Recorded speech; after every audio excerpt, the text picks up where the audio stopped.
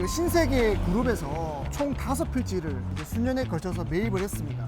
이렇게 대기업에서 또 오피스 건물을 짓겠다고 이렇게 들어오는 것도 이 일대에 좀 큰 변화가 될 수 있잖아요. 그렇죠. 실제로 등기부상에서 이렇게 계산을 해보면은 총 매입한 금액이 한 평당 한 1억 5천 정도의 총 이렇게 필지를 매입한 것으로 확인은 됐습니다. 잘 샀네요.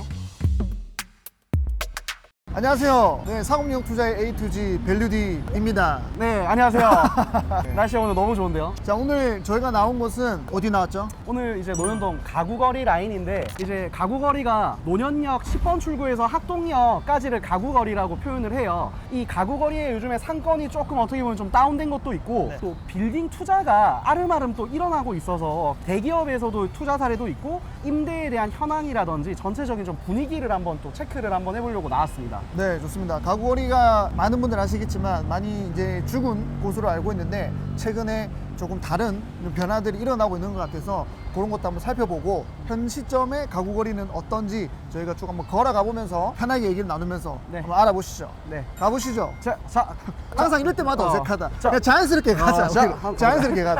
자연스럽게. 자만 네 번째. 자연스럽게 가면 돼. 자연스럽게. 대표님이 생각하기에 가구거리에서 뭐 목적성 없으면 잘 구매를 안 하잖아요. 그렇죠. 근데 상권이 좀 죽은 이유? 안 오는 이유? 어떤 게 좀 있을까요? 아, 그거에 대해서 제가 대답하기로 했었나요? 아, 예. 원래 내가 하기로 했는데 내가 이렇게 좀 넘겨온 거죠, 지금. 넘겨온 거죠. 우선 이제 가구거리가 과거에는 좀 인사동에 있는 매장들이 논현동이 이제 강남이 개발되면서 이동하면서 한 100여 개가 들어서서 양면에 이면까지 상권이 되게 가구 브랜드들이 되게 많았대요. 근데 지금은 대기업만 직영점으로만 좀 질비한 것 같아요. 이 가구거리가 해외에 있는 브랜드들이 뭐 이케아나 뭐 여러 브랜드들도 좀 스타필드라든지 대형 쇼핑몰에서도 가구 매장들이 들어왔고, 그리고 두 번째로는 좀 소비 심리가 좀 위축돼서 예, 굳이 뭐 가구거리에서 산다고 뭐 백화점 가면 포인트 같은 것도 주잖아요. 그렇죠. 이제 경기가 너무 안 좋아지다 보니까 이제 소비 심리가 많이 위축이 되잖아요. 그러다 보면 사실 이런 고가의 제품들을 잘 안 사게 되잖아요.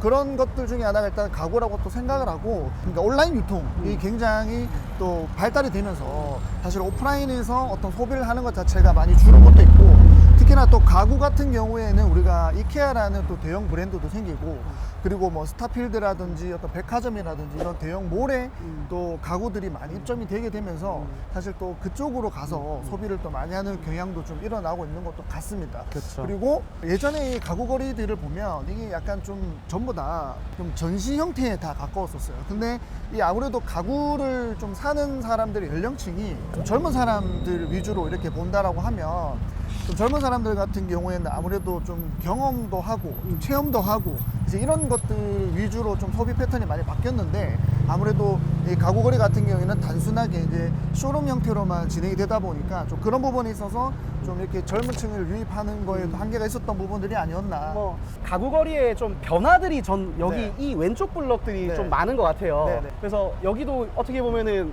매매가 최근에 됐던 사례거든요.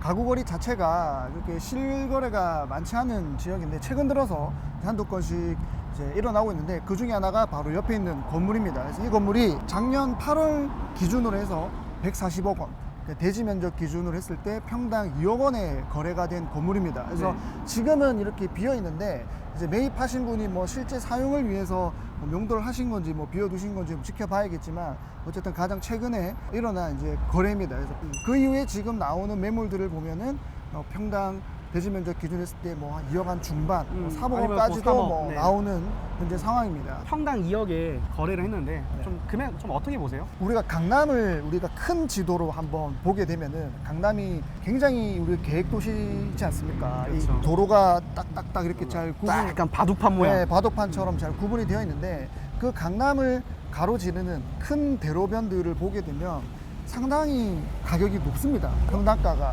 근데 그 중에서 가장 저렴하다 그럴까요? 가장 싼 지역이 사실 이 지금 가구거리 거리거든요. 그렇죠. 아무래도 예전부터 소위를 많이 받아서 그럴 것 같은데, 가구거리라는 테마를 빼고 그냥 우리가 평당 2억 원의 강남, 논현도 끝자락이긴 하지만 대로변에 평당 2억 원이다라는 가격은 뭐 저는 괜찮은 가격이다 봅니다. 그리고 어쨌든 뭐 3종 일반 주거 지역에 뭐 직접 사용할 목적으로 어떤 행위를 한다라고 했을 때는 괜찮은 가격이지 않나라는 생각을 합니다. 최근에 또 논현역이 신분당선이 개통이 되면서 더블 역세권, 그리고 학동로를 기준해서 북쪽으로 가면 또 신사 학동공원이 나오는 신사와도 맥이 이어져요. 네. 근데 이런 주택 단지들이 있어서 좀 끊기는 부분들을 어떻게 해석을 위영 사실 지금 양 도로 기준으로 해서 뒤쪽 편으로는 굉장히 뭐 신축 건물들도 많이 거래가 됐고 공실도 많지 않습니까? 근데 저희가 말씀드리는 그 괜찮다는 가격 기준은 이 강남에 있는 대로변 기준으로 했을 때 말씀을 드리는 것이니까 오해는 안 하셨으면 좋겠고,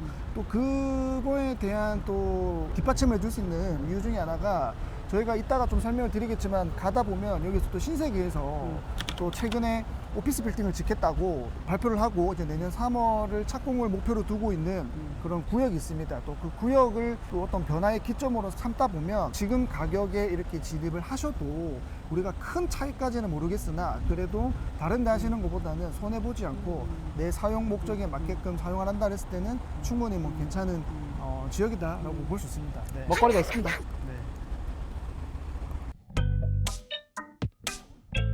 저희도 이제 중개업을 한 10년 가까이 하면서 이 라인들을 많이 봐왔거든요.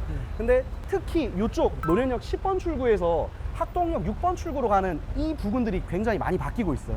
요것도 건설사가 취득을 원래 호텔로 했던 건데 용도 변경해가지고 병원으로 지금 플레이가 되고 있는 빌딩이거든요. 네, 건설사가 지어서 호텔이 들어와서 운영을 하다가 2020년 말에 바뀌었죠. 아마 뭐 코로나 때문인지 모르겠는데 그러고 나서는 이제 병원으로 바뀌어서 계속 운영을 하고 있는 건물인데, 그러니까 가구 거리에 이제 가구가 아닌 다른 업종들이 들어오라도 전혀 뭐 어색함이 없다라는 거를 또 한번 보여줄 수 있는 뭐 사례인 거죠. 그렇죠. 네. 양 사이드로 가구 브랜드만 있는 게 아니라 이 무이제 한방병원 그리고 또 옆에 새로운 병원이랑 또 정형외과가 특화된 병원이 있어요. 네. 그래서 꼭 가구 거리로만 플레이되는 게 아니라 이 뒤쪽에 1970년도 때 공급됐던 고급 빌라트들이 되게 많거든요. 그런 브랜드들의 좀 베드타운으로 사용이 되고 있는 상권 역할을 해주는데, 재미있는 특징은 가구거리 이 라인 한 곳에도 대로변에는 음식점 없습니다. 찾으면 오늘 내 점심 오늘 쏩니다. 있으면 어떡하려 그러지? 없어. 근데 본거 같은데. 아니야. 여기 저 음식점 아닌가 저거? 아니야. 저 학동역 딱 가야 있어. 또 가야 있나? 여기 가구거리 우리가 좀 인지하는 그 가구거리 진짜 없어요. 왜냐면은 수지 타산이 안 맞아요. 그러니까 임대료가 같은 이제 100평이라는 공간이 있었을 때 보통 1층을 전용 면적당 20만 원이면은 뭐 2천만 원이잖아요. 근데 여기는 가구거리들이 젠트리피케이션 또 일어났던 지역이어서 임대료가 비쌌을 때는 40만 원, 50만 원까지도 육박했대요. 5천만 원 내고 이 장사를 하는 상권에 뭔가 객단가가 안 맞는 것들은 들어올 수가 없는 거죠. 그리고 이제 저희가 이렇게 이동을 하면서도 상권들이 비어 있는 곳들을 저희도 뭐 느끼고 있고 또 영상에도 이게 담기고 있는데, 그 부동산이 개별성이 너무 강해서 모든 임대인들이 똑같은 금액을 산정할 수는 없잖아요. 근데 가구거리에 지금 비어 있는 시장에 나와 있는 1층 뭐 100평 기준으로 나와 있는 게 한 1,500 그리고 뭐 2천만 원 사이, 그러면은 전용 면적당 15만 원에서 20만 원 정도가 지금의 좀 시세이지 않을까 좀 추측을 합니다. 근데 이게 건물들이 신축으로 이렇게 공급된 건물, 뭐 디자인 벤처스라는 저런 건물들 같은 경우는 이제 매장이 노출되는 횡단보도 앞에 있는 면이어서 주차 편의에 따라서 금액들은 이게 너무 탄력적으로 바뀔 수가 있어서 이제 제 의견은 좀 개인적인 의견으로 좀 봐주시면 좋을 것 같습니다. 네. 또 저희가 걷다 보면서 오다 보니까 오늘 중요하게 또 말씀드려야 될 구역으로 왔습니다. 지금 보이시는 이 구역이 지금 보시면 공실이고 막 펜스 쳐져 있지 않습니까? 여기가 그 신세계 그룹에서 총 5필지를 이제 수년에 걸쳐서 매입을 했습니다.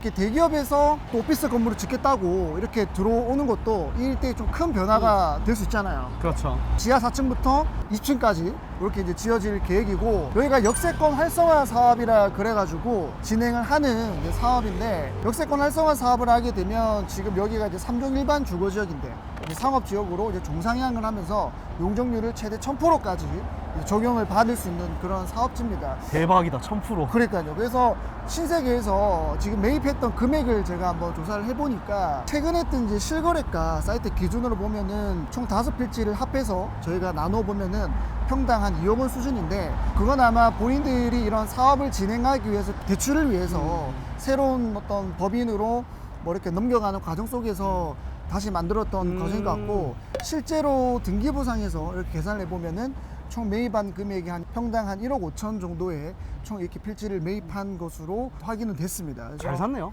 그쵸, 뭐 또 잘 샀다라고 볼 수 있죠. 강남 어디 대로변에 이렇게 평당 1억 5천에 오피스 빌딩을 지을 수 있는 땅을 사겠습니까? 용적률 인센티브에. 그렇죠. 네, 네. 그래서 앞으로 이렇게 신세계에서 지어서 이렇게 오피스 빌딩이 들어오게 된다라고 하면 아마 주변에도 좋은 영향들을 많이 주지 않을까라는 생각을 합니다.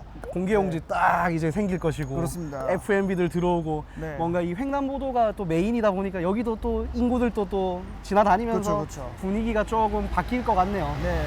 그래서 지금도 저희 걸으면서 보셨지만 가구 거래긴 하지만 중간중간에 뭐 병원도 보셨지 않습니까? 그런 그렇죠. 것처럼 여기도 오피스가 이제 들어온다고 하면 가구 거래가 아무래도 좀 쇠퇴했다 보니까 또 이런 오피스 건물이 들어옴으로 인해서 또 주변이 오피스 상권으로도 뭐 변할 수 있지 않을까라는 생각을 또 조심스럽게 한번 네. 해봅니다.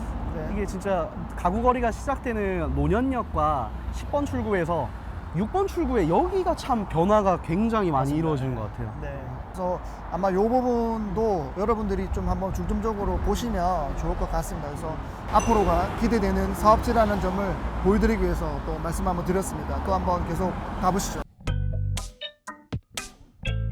그쵸, 건너편 보니까 세일도 진짜 많이 하고 무이자 할부 혜택도 진짜 많은 것 같아요.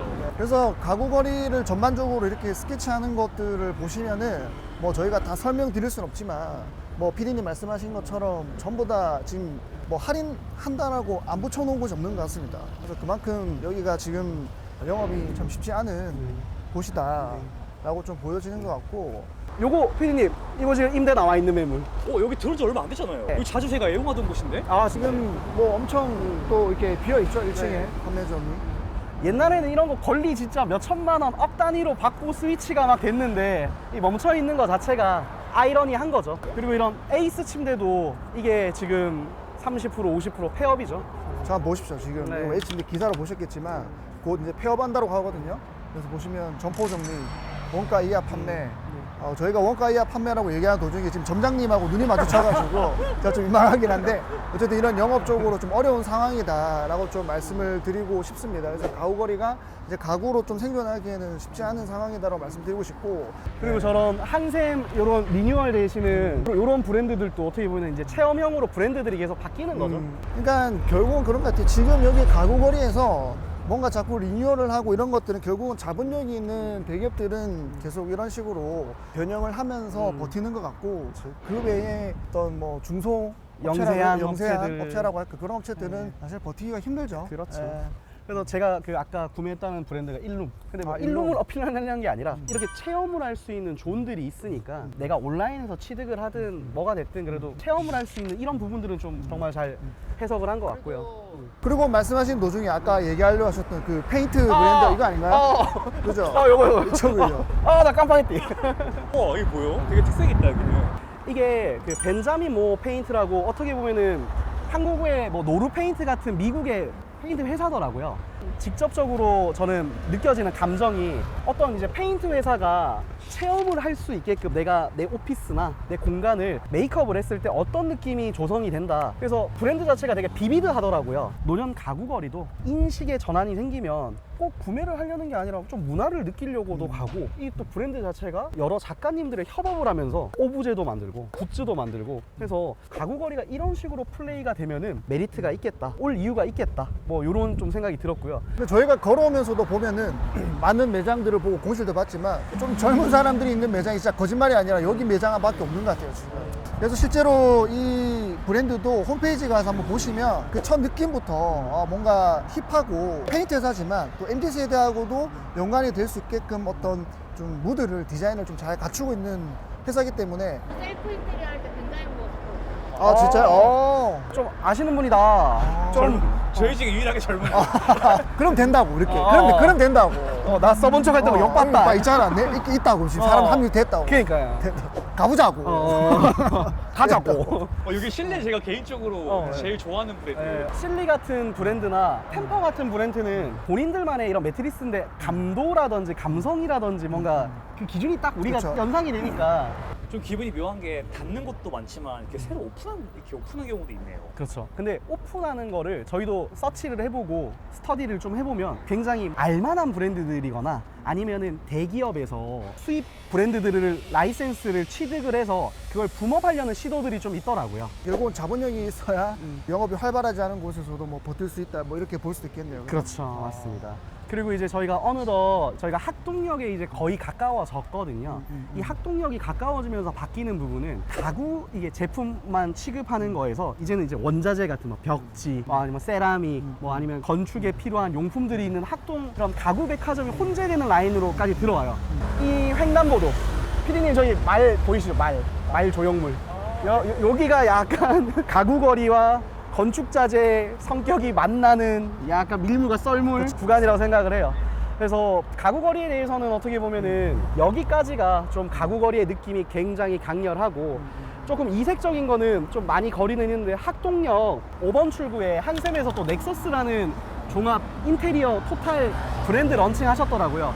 거기도 요즘에는 좀 많은 분들이 찾아가는 어떤 공간으로 각광받고 있더라고요. 오늘 또 저희가 가구거리에서 상권의 변화 그리고 이제 브랜드들이 또 어떻게 변화하고 있는지 투자에 어떤 부분들을 좀 짚고 가야 되는지 이게 얘기를 드렸는데요. 네, 그래서 가구거리가 예전과는 다르게 조금씩 변모를 하고 있는 것 같습니다. 그래서 앞으로 어떻게 더 변할지는 저희도 좀 눈여겨 지켜보면은 좋을 것 같다는 좀 생각이 들고, 지금이라도 투자에 관심 있으신 분들도 한번 지켜보시면 좀 좋은 결과를 만들 수 있는 부분도 있지 않을까라는 부분을 또 말씀드리고 싶습니다.